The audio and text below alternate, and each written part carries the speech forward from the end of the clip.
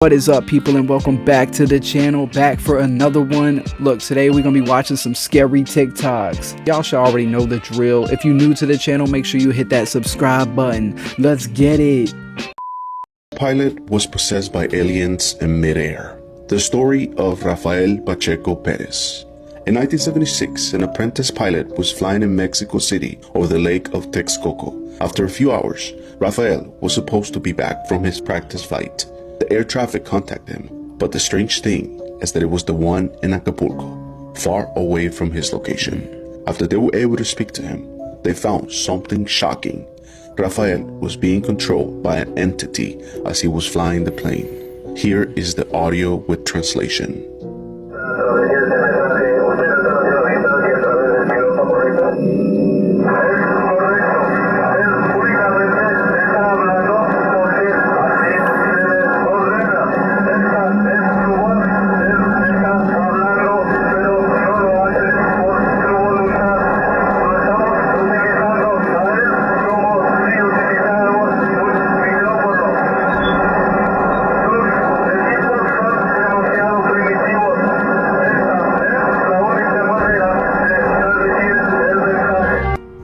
This part is not in the audio, but according to Carlos, who was asking the questions, Rafael was able to speak perfect German and answer a few questions.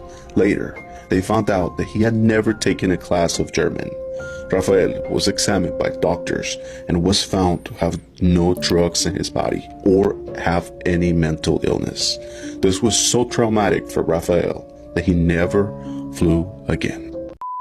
Check out this creepy chair. People were texting me and asking me, really, give us the story. Did someone die in it? Did someone melt in it? Ew. Whitlock bought the chair online. Why would she buy it, though? The eerie outline of a man in the I'm chair sure she's seen until it pictures was before she delivered to bought her it. home in Oklahoma, and she tried to resell it. I put Bro, on there, she tried to resell it. beautiful chair, nothing wrong with it. And that's what really grabbed the attention Yeah, of all I the bet. viewers. People were commenting, yeah, except there's someone that died in it. Someone that died in it. It is reminding lots of yeah. people of the terrifying chair. It does in the look like movie that The chair. Conjuring. My house! And also a scene from The Invisible Man. And his arms come down, and you can even see right here that you can see where the hands would have been like this. This is intriguing to me. You can see where the legs have been. Dee's now settled on keeping the chair. She's even given it a name. Henry. This is where Henry's head. Okay, let me get this straight. The lady bought the chair, and then she tried to resell the chair. When she couldn't resell the chair, then she gave it a name? Henry? What? This is one of those cases that doesn't sit right with me. This is Dorothy Jane Scott. She was murdered in the 1980s, and for years, the killer tormented her family with phantom phone calls. And to this day, they are that's still out messed there up. somewhere. So let's dive into the story. So the story of Dorothy's disappearance is really strange. On the night of May 28, 1980, Dorothy drove two of her friends to the hospital, as one of them had been bitten by a spider that night. So at the end of the hospital visit, while they were waiting to get a prescription filled, Dorothy Jane walked to go grab her car and bring it up so that the two friends could meet her outside. And once they were outside, the friends saw Dorothy's car coming towards them, but it quickly sped off and left them there. Now, they couldn't see who exactly was in the car, who was driving, because the headlights blinded them, but in a few hours, they reported her missing because they couldn't get in contact with Dorothy. And she would be missing for years. Damn, So in the months Dorothy. leading up to her murder, Dorothy had acquired a stalker.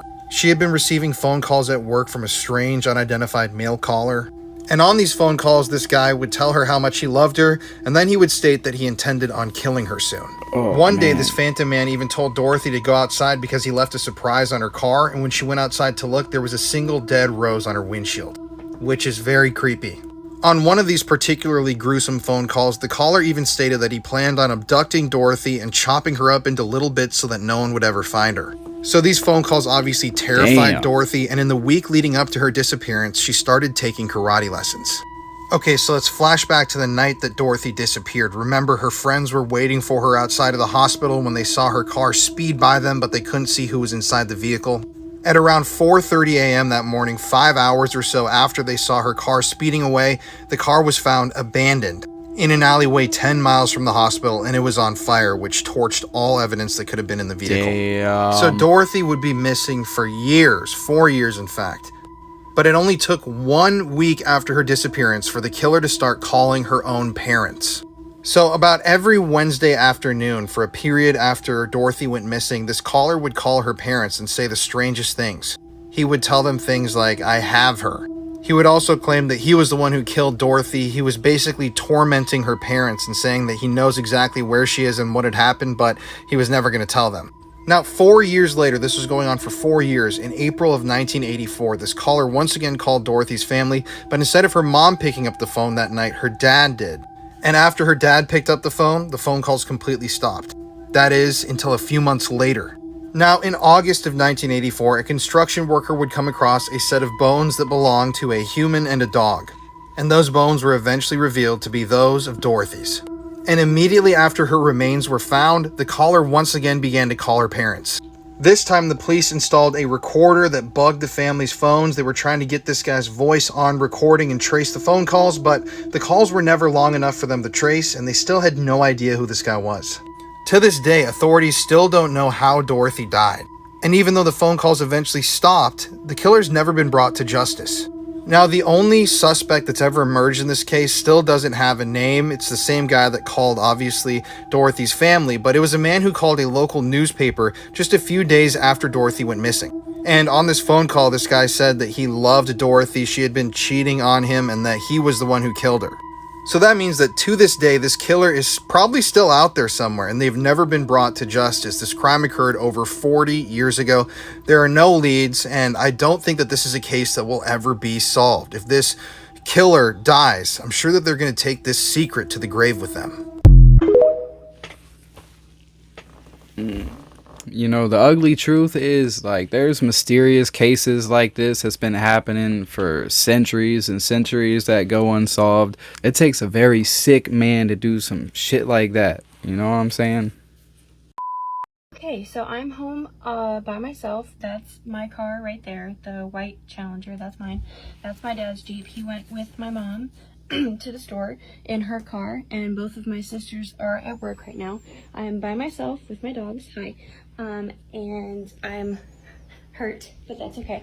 And I'm hearing like all of this.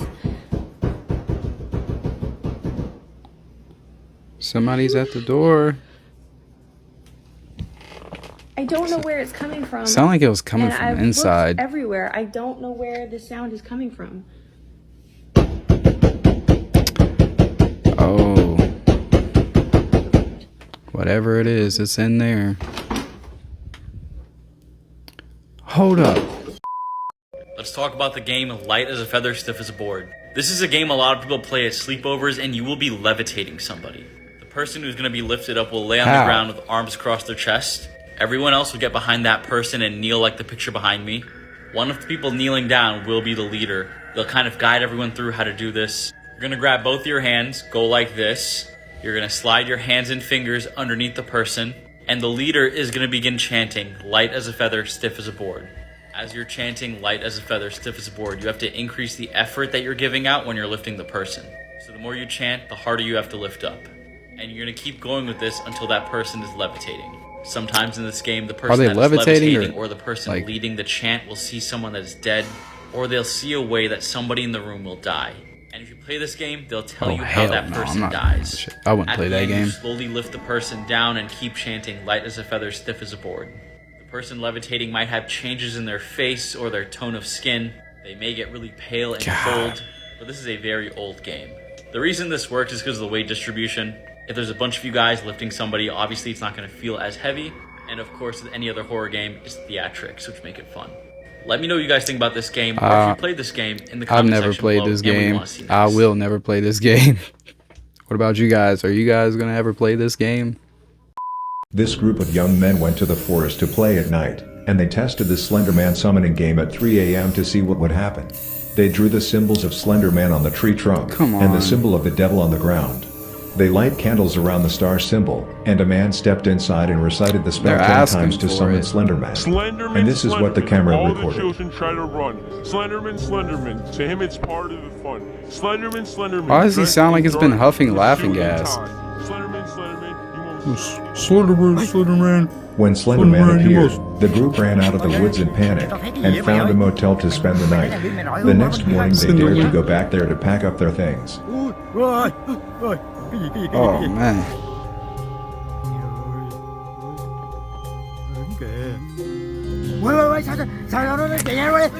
Hopefully next time they don't make the stupid decision to go do this shit again.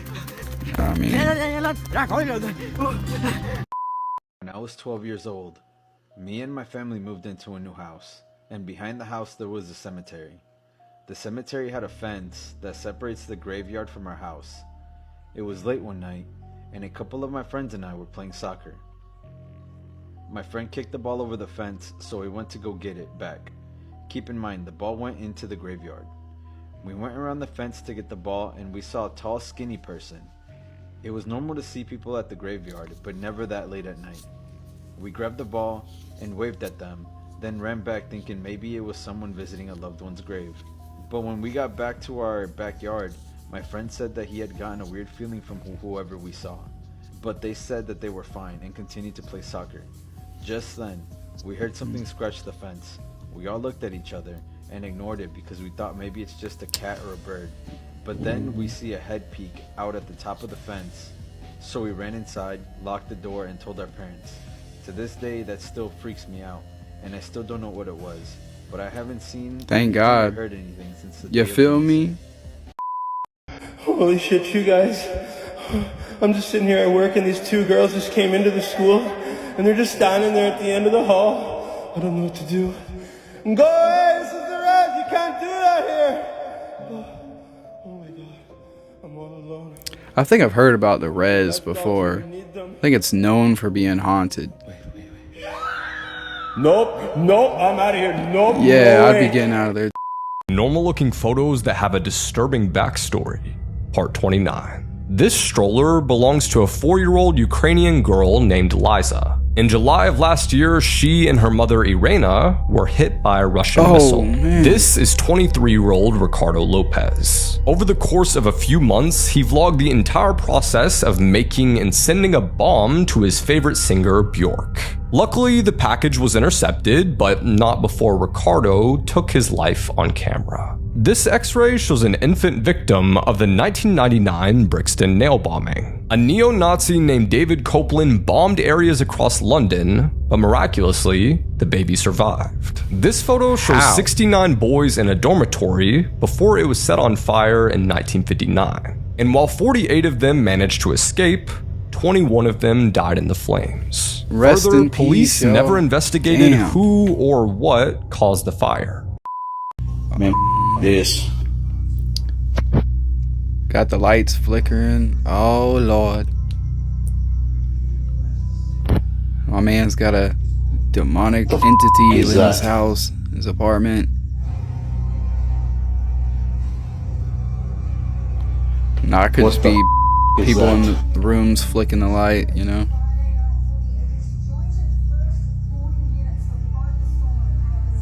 Some in the water and a what?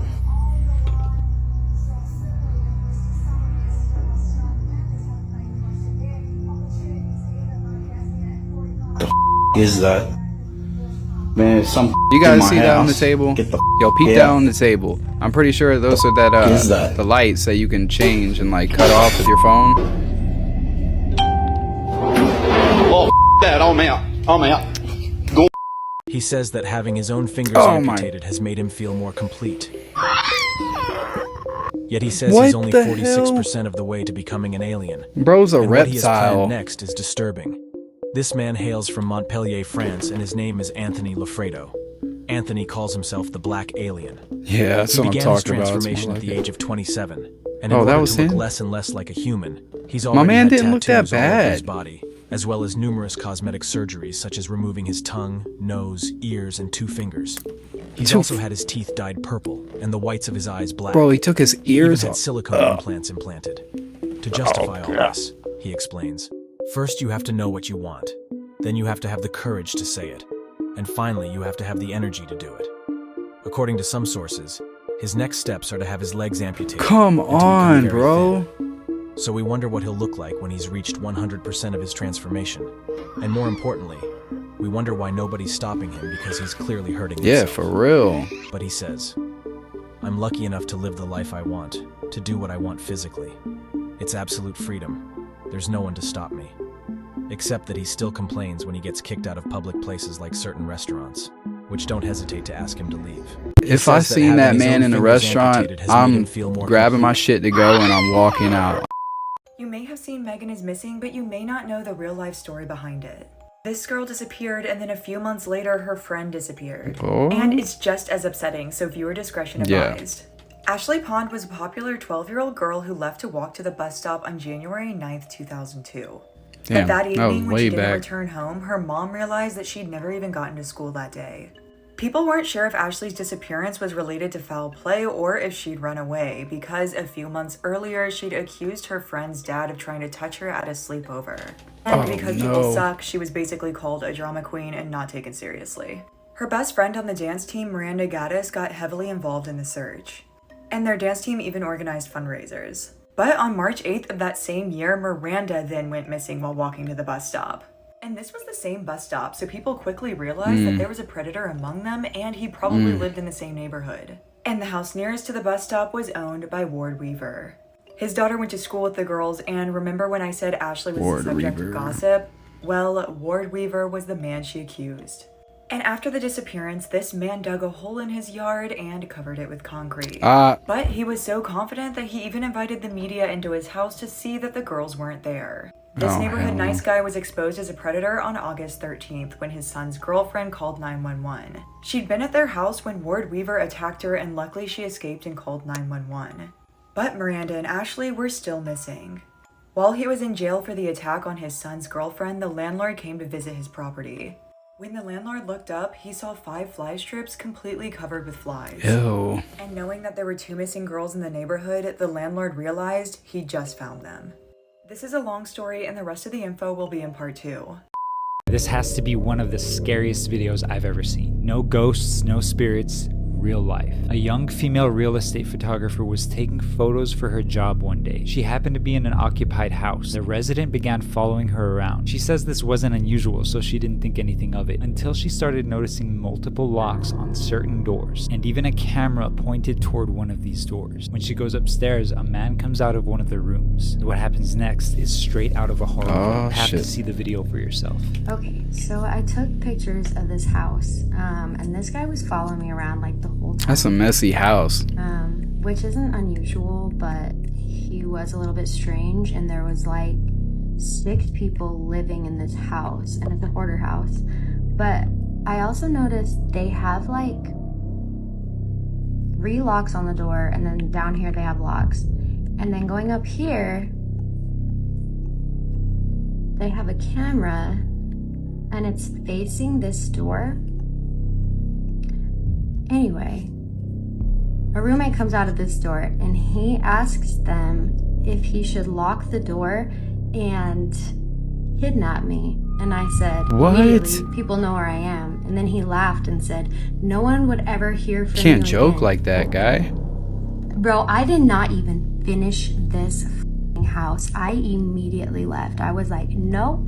Yeah, I would have done the same thing. What about y'all? You can see me right there. Hello. But yeah, pretty sure I maybe almost got kidnapped, but I don't really know. If you're a woman and you've ever had any close calls like this, let me know in the comments below. We need to spread awareness that things like this really happen. I pray that nothing like this ever happens to any of you ladies out there. Yeah, I know she had to be scared for her life. You know what I'm saying? This is why you should never explore an abandoned hospital. A couple were obsessed with the paranormal and abandoned places. So when they found this hospital abandoned in the middle of nowhere, they knew that they had to explore. And so they made their way to this abandoned hospital in the middle of nowhere, but to their surprise, the front door of the hospital was unlocked and they walked into the reception area. The whole place was in a state of disrepair and had been abandoned in the late 40s. Stretchers, beds, chairs, debris, everything was left out in the open to decay. And this is exactly what they were hoping to find. An abandoned, creepy, unsettling abandoned hospital. After a while, they found one of the doctor's offices, and while snooping through their files, they found out about some experiments that took place at this hospital. From what they could gather from the files, it seemed that the doctors and nurses were experimenting on people of all ages with different types of substances, and taking notes as to the effects of each one. It was around this time that they started catching glimpses of other people in the building, only quickly, and then they'd be gone, as if their imagination was playing tricks on them. They'd see small figures off in the distance, which stayed longer and longer each time they saw them. Until finally, they were just there and they didn't disappear. Whoa. They tried calling out to them, but they wouldn't respond. They looked like children, but there was something off about them. Their eyes were black for one, and they didn't have the demeanor of children. And every time they saw them, they were getting closer and closer, just staring at them without moving. Unable to communicate with these things, they started to worry the couple and they decided it was time to leave. However, just as soon as they decided this course of action, the thing started chasing them. Regardless, they made it out of the building unscathed and went back home. However, not soon after, they started to just see them all around in their normal lives, like when they were out driving in the middle of the road, that's what you or get. outside of restaurants, waiting for them to finish eating. These sightings were freaking them out as they started to become more and more frequent and closer to home, until finally they did start seeing them outside their home. Unfortunately, it only got worse from there as they started seeing them within their house, and whoever they told, they were never around to see them and just thought they were going crazy. What a Until coincidence. one night when they found them finally outside their bedroom, and that was the last anyone had ever heard of the couple after that. Can I show you a scary video? No, because this video literally made me jump. And it also had a bunch of news articles written about it. Personally, I found this video during my Twitch stream through one of their videos, La Huella del Terror. Apparently this video comes from South Africa, and it was posted on August 29th, 2022. So in the video, a couple starts to hear strange sounds at 3 a.m, and then this happens.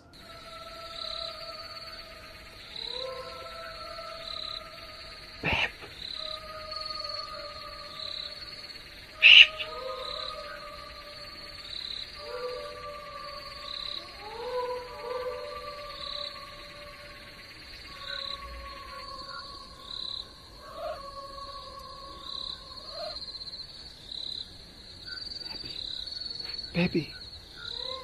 Baby, come on, see. Baby, baby. Babe. See, one. It's on me. Shh, come on, see. What's that? Baby.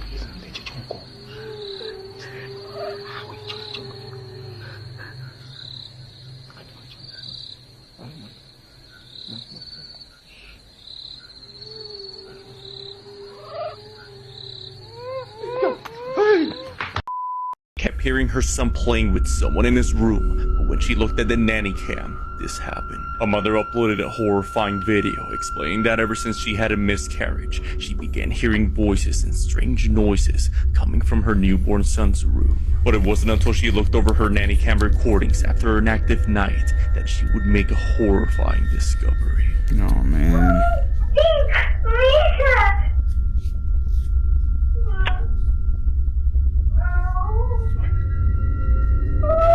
Come on, demon. Leave the little boy alone. Her son is seen playing with someone we can't see. Oh.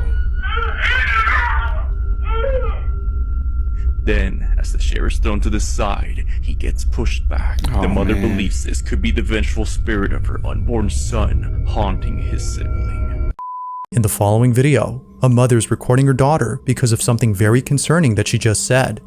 According to the daughter, someone or something is in the closet, moving inside.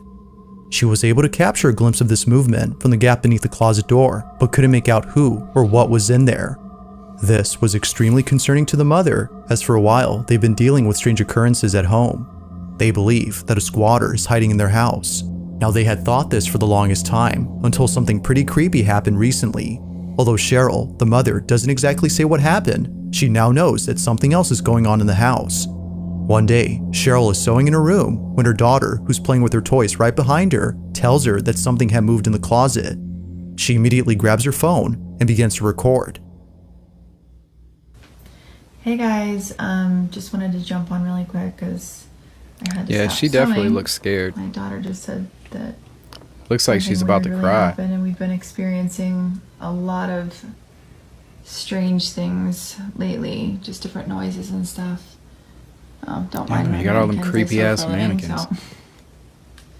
Can you tell mommy what you just said? I think there's something under the door. Under the closet door?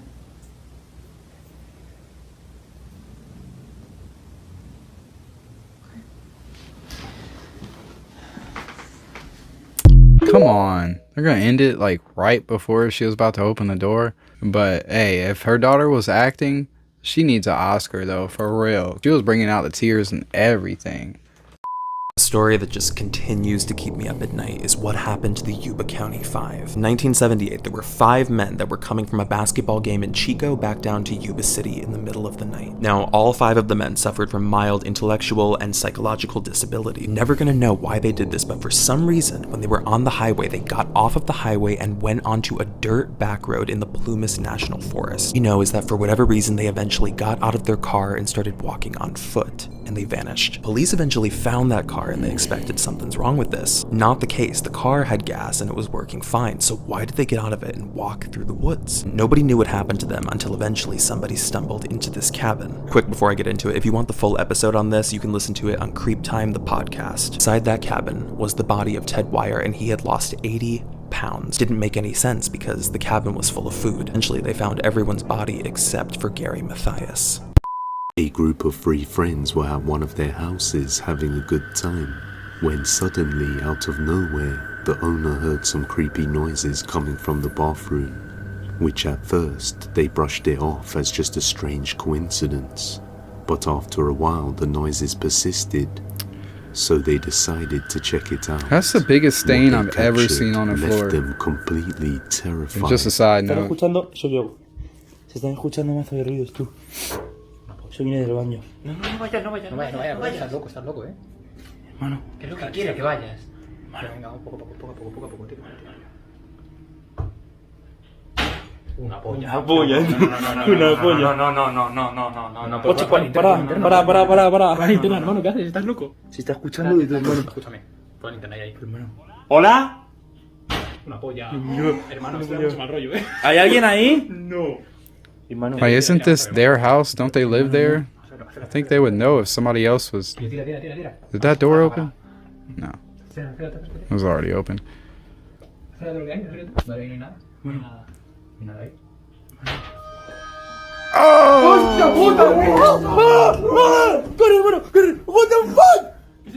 As one of them pans the Man. camera around the corner to the bathroom, we can see what looks like a pale Man, grey figure that- with long hair. that was very peeking out from within freaky. the bathtub. This quickly sent the guys running straight out of the house. Alright, I hate to do this, but I'm gonna go ahead and wrap it up here, people. So I hope you enjoyed this content, and if you did enjoy this content, make sure you smash that like and subscribe button. Help your boy get out there. Come on now. Alright, y'all. It's been a good one, but I'll see you next time.